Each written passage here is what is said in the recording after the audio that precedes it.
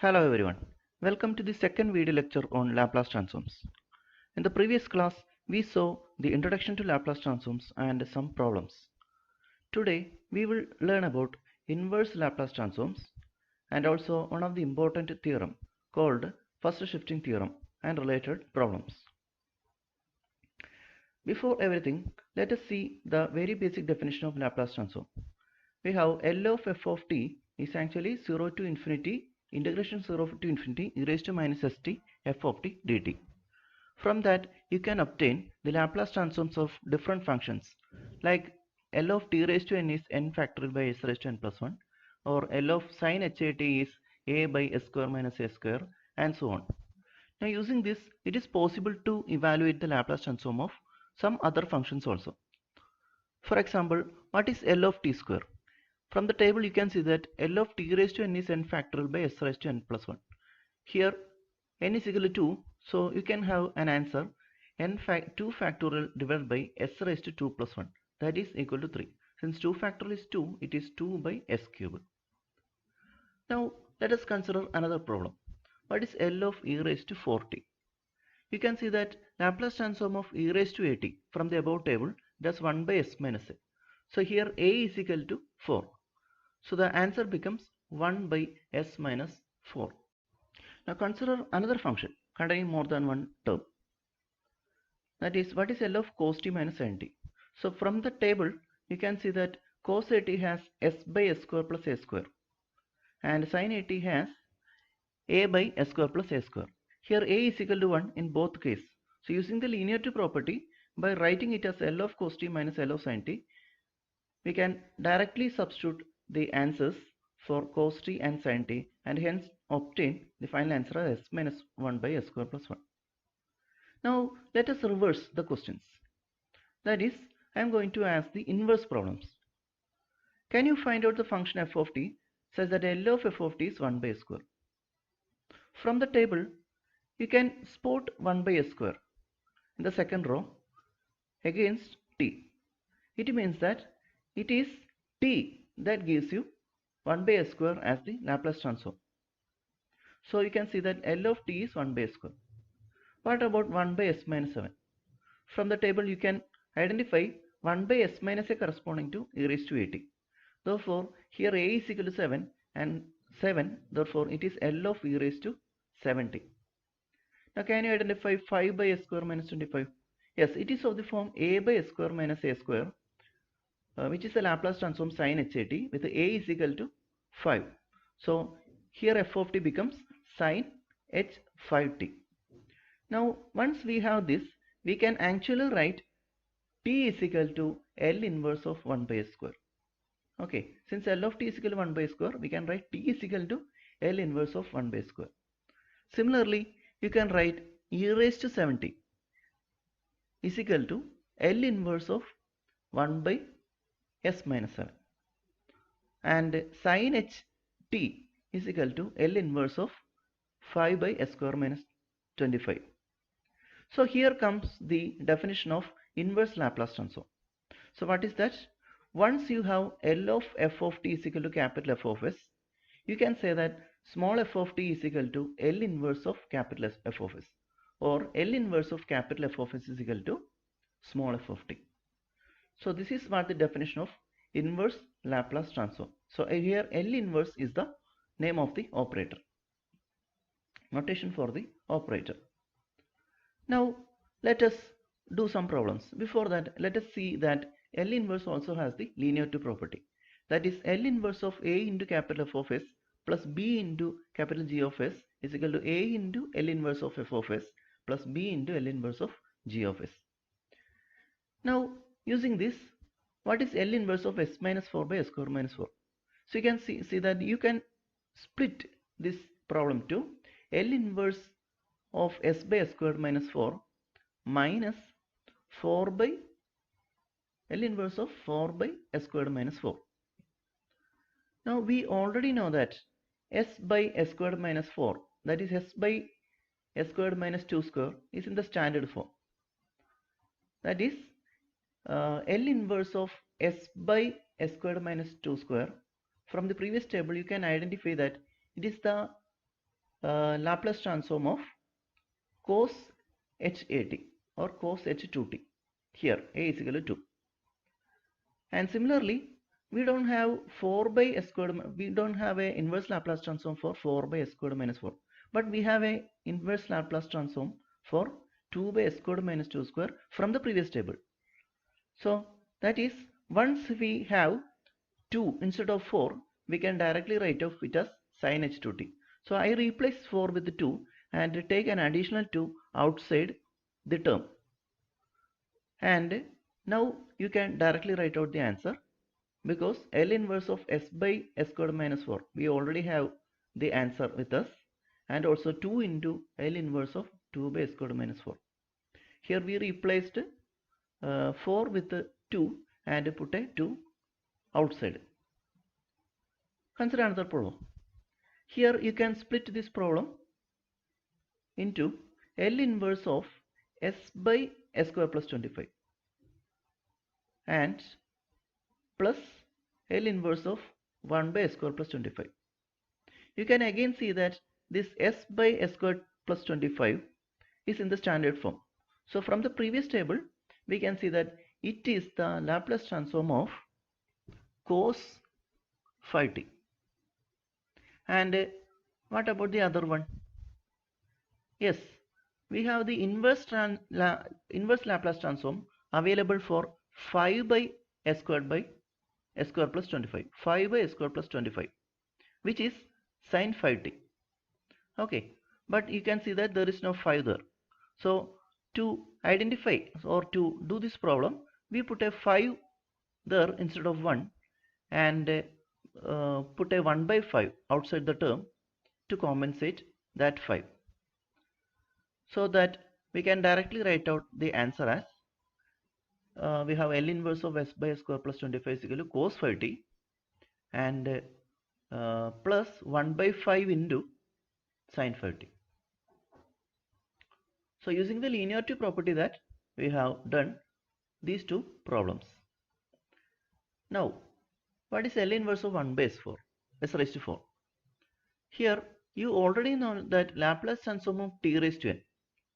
From that, yes, Laplace transform t raised to n is n factorial by s raised to n plus 1. So that you can write L inverse of n factorial by s raised to n plus 1 is equal to t raised to n. So if the given problem is in this form, you can find out the answer. So let us modify the question. That is, let us write it as L inverse by, instead of writing 1 by s raised to 4, I am going to write it as 3 factorial by s raised to 3 plus 1.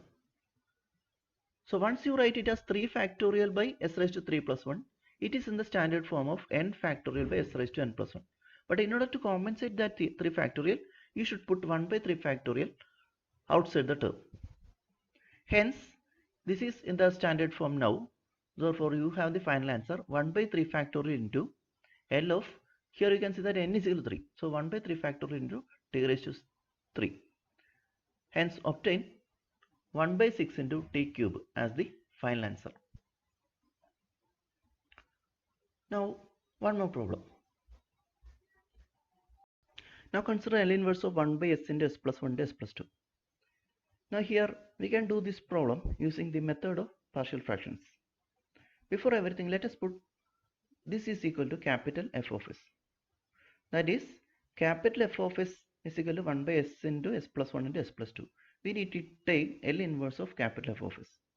But using the method of partial fractions, we can write thus a by s plus b by s plus 1 plus c by s plus 2. So if you don't know what is method of partial fractions, I have explained it in another video. So you can go to that to check what is the method. Now once you have this, you can multiply the LHS and RHS throughout with s into s plus 1 into s plus 2. Hence obtaining 1 is equal to a into s plus 1 into s plus 2. Here you can see that s get cancelled, plus b into s into s plus 2 plus c into s plus 1. Now in order to find out ABC, there is a small trick. That is, you can put s is equal to 0, so that 2 of the 3 terms that are on the right side becomes 0. That is, when s is equal to 0, you can see that the first term gives you 2 times a, and the second and third terms are vanished. Now when s is equal to minus 1, you can see that the first term and the third term are 0, and the second term gives you minus b, and there is no terms, there is no variable s on the LHS, so always the whatever be the value of s, you will get 1 on the left hand side. Now you have 1 is equal to 2c when you put s is equal to minus 2. Now once you have this, it is easy to say that a is equal to 1 by 2, b is equal to minus 1, and c is equal to 1 by 2. Now let us replace capital A, capital B, and capital C with all these values. So once you have this, we are ready to take the inverse Laplace transform. So L inverse of capital S, capital F of S, becomes L inverse of whatever be on the right hand side. But using the linearity property, it is easy to write that it is 1 by 2 into L inverse of 1 by S minus 1 into L inverse of 1 by S plus 1, and plus 1 by 2 into L inverse of 1 by S plus 2. From the previous tables, it is easy to identify the inverse Laplace transforms of these functions. That is, 1 by S has the inverse Laplace transform 1. 1 by S plus 1 has inverse Laplace transform e raised to minus t, and 1 by S plus 2 has e raised to minus 2t as the inverse Laplace transform. Hence, using the method of partial fractions, that we got this answer. Now, it is not easy to do every problem directly. We need some more results. For consider this problem. We can see that if the problem is L inverse of 2 by S cube, we can write the answer directly from the table. But the problem is not like that. Now what is the change here? You can see that instead of asking 2 by S cube, the problem is 2 by S minus 2 whole cube. So there is a shift of minus 2 in the problem. So we need to use the first shifting theorem. It says that if capital F of S is equal to capital L of small f of t, that is L of f of t, then we have, by definition, capital F of s is equal to integration from 0 to infinity e raised to minus st f of t dt, and the shift, that is f of s minus a, gives you integration from 0 to infinity. So here you can see that s is replaced with s minus a on LHS. So on RHS also you are going to replace s with s minus a. So it becomes e raised to minus of s minus a into t into f of t dt, and rearranging it, you can obtain it is integration 0 to infinity e raised to minus st into, now what remains there is that e raised to at into small f of t dt. So from the previous line, or comparing with the previous line, you can see that capital F of s is the Laplace transform of small f of t. Hence, capital F of s minus a is the Laplace transform of e raised to at into small f of t. That is, if the problem has, or the function whose inverse Laplace transform is to be taken has a shift of minus a, then you can find out its answer by just adding an e raised to at to the actual answer of the problem. So once again, writing the first shifting theorem, if capital F of s is changed to f of s minus a, then its L inverse changes from small f of t to e raised to at into f of t. Now using this, we can do the previous problem. Before that, we know that L inverse of 2 by s cube is t square. Okay, that is L inverse of 2 by s cube t square means from this problem, the given problem has a change of -2, a shift of -2. So you can see that adding an e raised to 2t, you can obtain the answer to the given problem. That is, the answer becomes e raised to 2t into t square. Now let me write it clearly. That is, the given problem is L inverse of 2 by s minus 2 whole cube. So you can change this problem to L inverse of 2 by s cube by taking or by putting an e raised to 2t outside. That is, you can write it as e raised to 2t into 2 by s cube. Here you can see that whenever that s minus 2 is there, you can put e raised to plus 2t outside. Now let us do another problem. One more problem. Consider L inverse of s plus 2 by s plus 2 whole square plus 1. Here you can change this s plus 2 to s. That is, a shift of -2 can be obtained by putting e raised to minus 2t. Okay. So the problem from s plus 2 is converted into a problem in s. So once you have e raised to minus 2t outside, the problem becomes L inverse of s by s square plus 1, whose inverse Laplace transform is well known, since you have from the table L inverse of s by s square plus a square is the Laplace transform of cos a t. Here a is equal to 1, and therefore you get the final answer as e raised to minus 2t into cos 1t, that is cos t. Now in the problem below, you can see that there is a s minus 1 in the denominator, however only s in the numerator. You can always apply first shifting theorem at any stage, but it is better to make all the expressions involving s uniform. So let us make the numerator also, let us bring some s minus 1 in the numerator also. So by putting s minus 1 plus 1, you can rewrite the problem into two parts, that is s minus 1 by s minus 1 whole square minus 4 and plus 1 by s minus 1 whole square minus 4. So we can do our given problem in two parts. Now in order to find the inverse Laplace transform of the first part, we have L inverse of s minus 1 by s minus 1 whole square minus 4 can be changed into a problem of L inverse of s by s squared minus 4 by making by introducing an e raised to plus 1t, that is e raised to t. That is, the problem becomes e raised to t into L inverse of s squared minus 4. Now this is in the standard form. That is, s by s squared minus 4 is of the form s by s squared minus a squared, where a is equal to 2. That is, L inverse of s by s squared minus 2 square is equal to cos h 2t. Now it becomes e raised to t into cos h 2t. Similarly, you can do the second part also.